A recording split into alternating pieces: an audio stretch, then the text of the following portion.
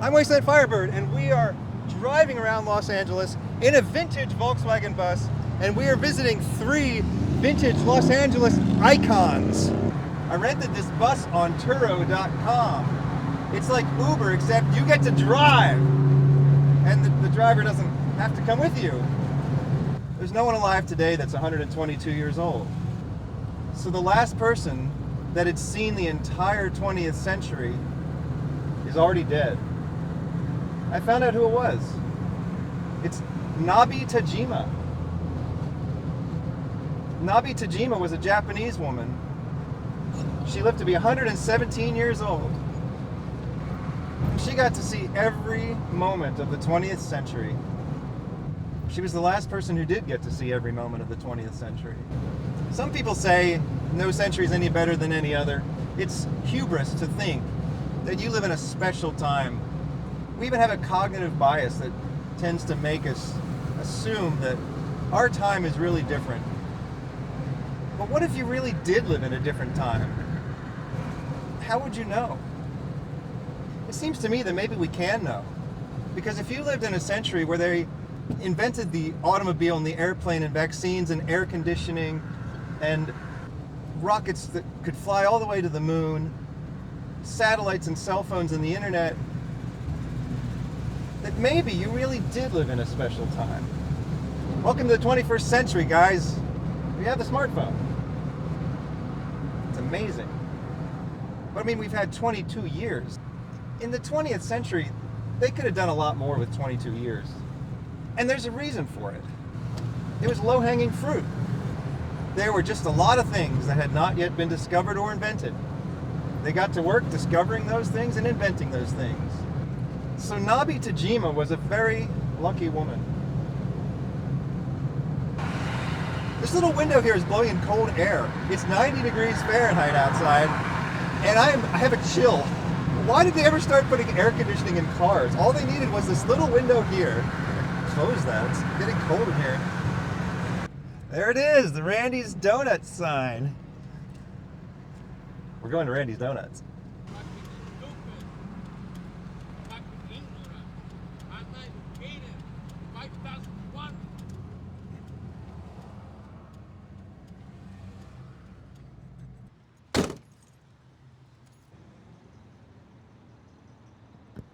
I don't think they're particularly famous for their donuts, but they're famous for their sign. So I'm going to get a donut. I'm going to enjoy the donut, but mainly I'm going to enjoy the sign. Now there's kind of a reflection on there. Let me go get the polarizing filter. I got the polarizing filter. Here you go.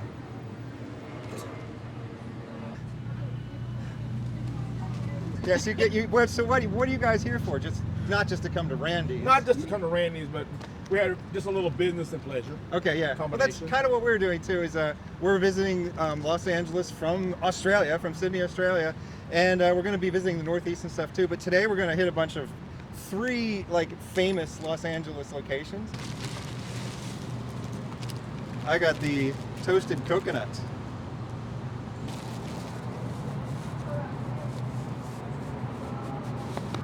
They're very good. They should be famous for the donuts and the sign. You may recognize Randy's Donuts from Ken Block's Gymkhana video.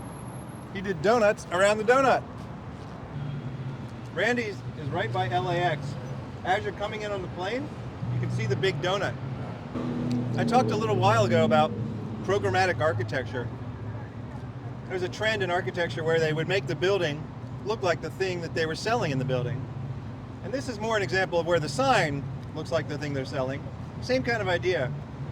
But our next stop is an even better example of making the building look like the thing that they're selling. I mentioned it a couple weeks ago, so some of you might know where we're going, but I'm not going to tell you yet. Special tune-up. Special brake job. Special computer diagnostic. Honda CVCC. The interesting fact about this car is they did not technically mandate catalytic converters in 1975. They said your emissions had to be below a certain threshold. And the way Honda met that requirement was through efficiency rather than adding a catalytic converter. So in 1975, the Honda CBCC did not have a catalytic converter. It was one of the few cars that did not need one. We're on our way to our second vintage Los Angeles location, and it's a secret. You're gonna find out soon. It's an example of programmatic architecture, though. Oh, it's the electric Mustang. They're calling it a Mustang, and they can do that. They own the name. They can call anything they want a Mustang. But should they have called it a Mustang? No, they should not have called it a Mustang! I don't even mind the idea of an electric Mustang. A high-performance Mustang electric is fine. A sports car or pony car or muscle car that's electric, I'm okay with that. Call it a Mustang. Get us used to this new paradigm. That thing's an ugly crossover. If you want to make a high-performance electric crossover Mustang, I think I'd even be okay with that too. But start us off with a sporty little Mustang, pony car or muscle car that's electric. And then maybe you can later introduce us to the idea of a sporty crossover. You don't want to introduce us to two ideas at the same time. Sporty crossover plus electric Mustang. Don't do them both at the same time. You're just going to make us angry. You can tell. It's made me very angry. I don't think I've ever been so angry in my life. My air conditioning seems to have stopped working, actually. Oh. Oh, there it goes. Okay.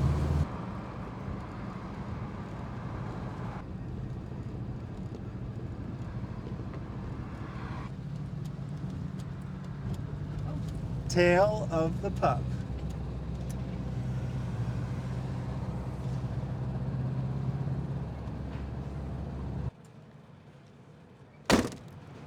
My whole life I've been watching TV shows from the 70s, and all the movies and TV shows from the 70s kept having this hot dog stand appear in the television show and in the movie, Tale of the Pup.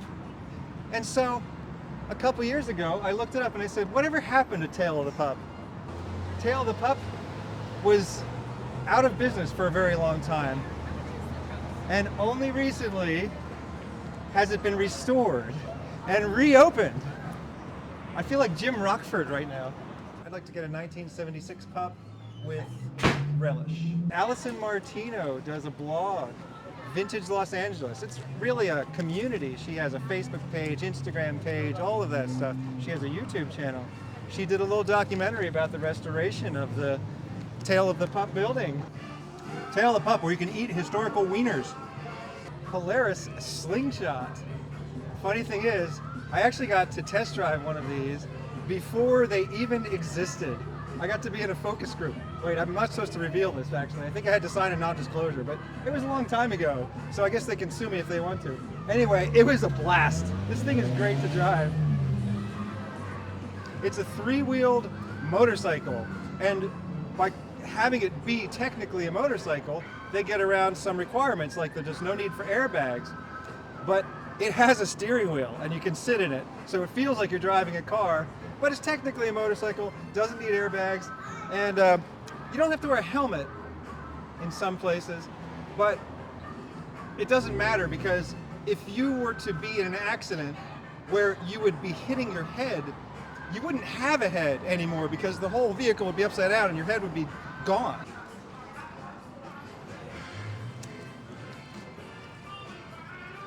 Doors Workshop, a rehearsal studio for the Doors. Everything in Los Angeles has history, and it's constantly being lost and recycled and regenerated, and that's kind of sad, but it's also kind of amazing. I came over here to show you a Ferrari, and it turns out it's the new Corvette. Corvettes have always looked as good as Ferraris, and they've always performed as well as Ferraris, and they cost 1/3 the price of a Ferrari.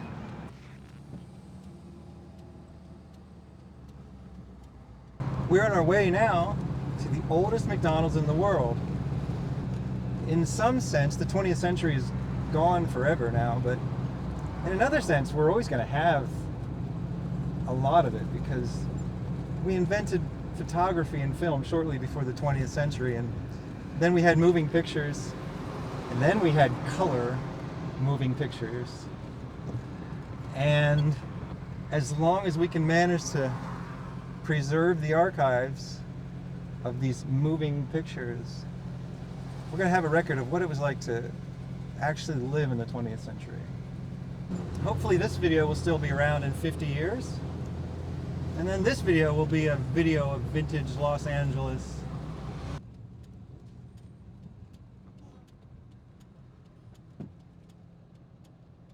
My girl wants to party all the time, party all the time, party all the time. Well, they're trying to uphold the tradition of programmatic architecture at 7-Eleven with a giant Slurpee. It's inflatable. It's definitely a lower investment, but I appreciate the effort. Inequality is a really hard problem to solve.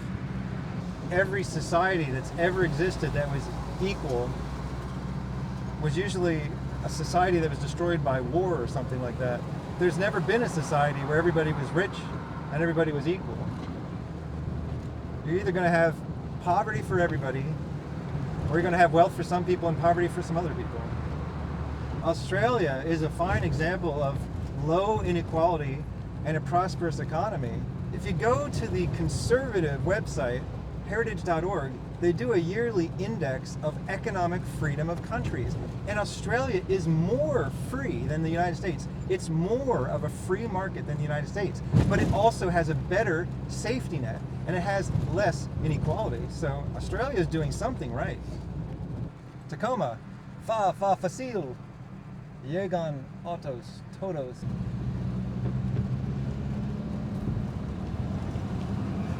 I think that's it. I see giant arches. The world's oldest McDonald's. Hasn't changed since the 50s. Look at that sign. How is that not objectively better than the signs they have today?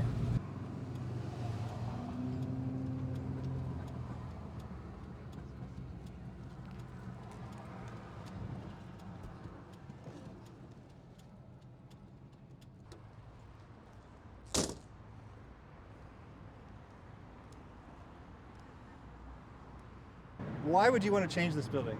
It doesn't matter if you're a private franchise owner or you're a CEO of a global conglomerate. Who said that, you know what would look better is if we took down the old neon and the arches and we just put a little red sign that says, McDonald's, over 2 billion served.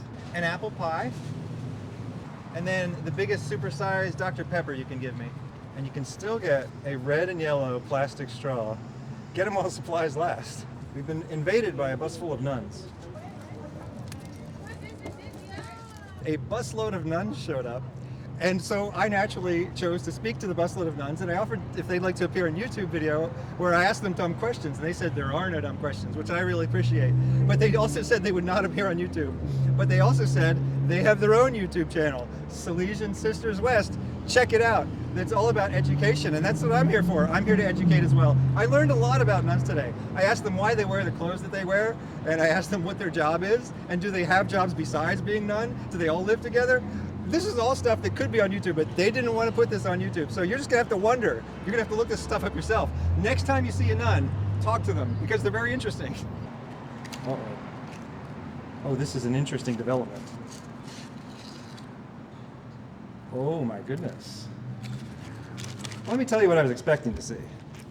In the 90s, McDonald's changed their recipe from a fried apple pie to a baked apple pie, where in Australia you can still get the fried apple pie just like you're living in the 1990s all over again. Before they got all conscious about health food and they said, oh, fried foods are bad for you, baked foods are good for you. But here's a surprise. At the oldest McDonald's in the world, you can still get a fried apple pie. It's like being brought back to my childhood.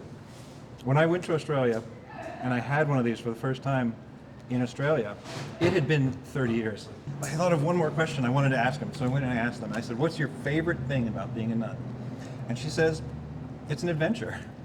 That's my favorite thing about life too. So we had more in common than I suspected. Life, it's not just breathing and having a heartbeat. It's an adventure. Boys can't be nuns. There must be boy versions of nuns. They're called priests.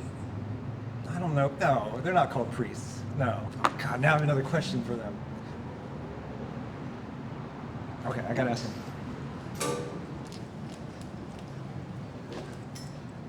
You're right, Matt Skelly. They're called priests. So keep the comments clean, guys. Nuns are going to be watching this.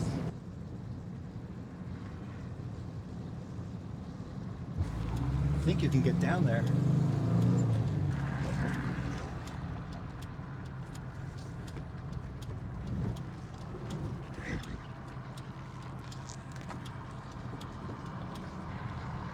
LA River, where a lot of iconic movie scenes were shot.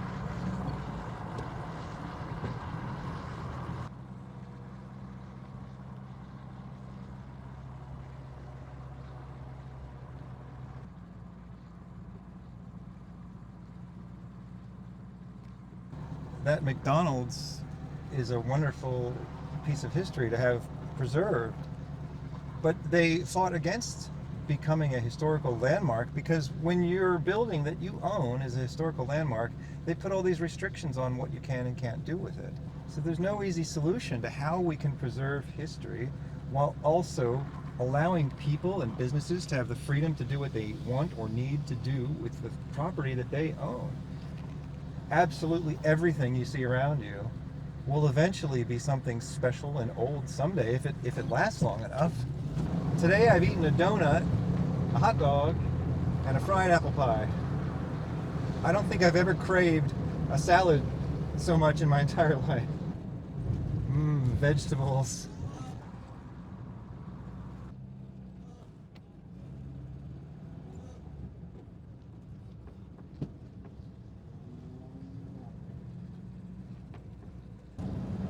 So we are on a path that was driven by some very famous people in some very famous cars at a very famous point in history.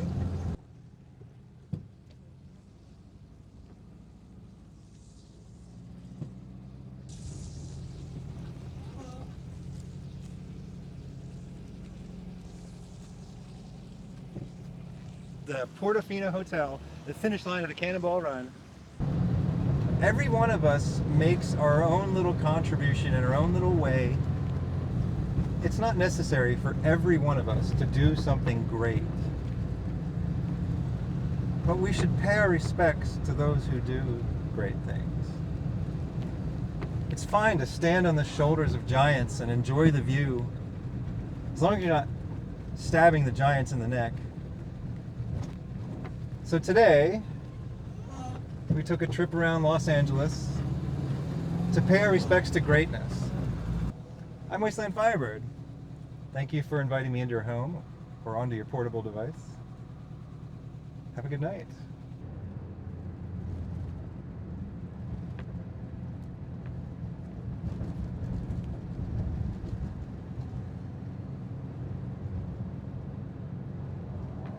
We found another McDonald's. I can't stand to leave a loose end. Ah, here we go. Oh, the box is different. Different box, looks like, but different pie. Here's the thing. These baked apple pies are actually really good too. I kind of wish they had both pies. You could order a fried pie, order a baked pie.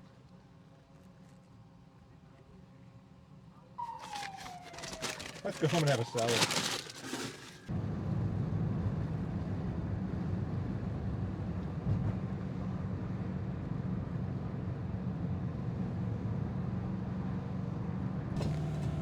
It's a Rivian truck over here.